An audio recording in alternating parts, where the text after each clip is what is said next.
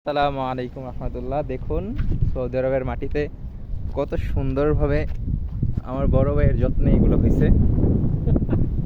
দেখছেন কত সুন্দর সুন্দর ফল। এগুলা আগে ছোটবেলা খাইছি, বড় হওয়ার পর আর খাওয়াই নাই। ভাই পারেন আপনারা দেখি কটা পারেন। দেখুন পারেন না কই, এই দেখুন কত সুন্দর একটা ফল। দেখছেন সৌদি আরবের মাটিতে এগুলা পাওয়াটা খুব মাশাআল্লাহ। এ হচ্ছে ছোটবেলা যারা যারা খাইছেন তারা হয়তো বা চিনেন, বড় হওয়ার পর এখন বর্তমান জেনারেশনের ছেলেগুলা খুব কমই চিনে এগুলারে।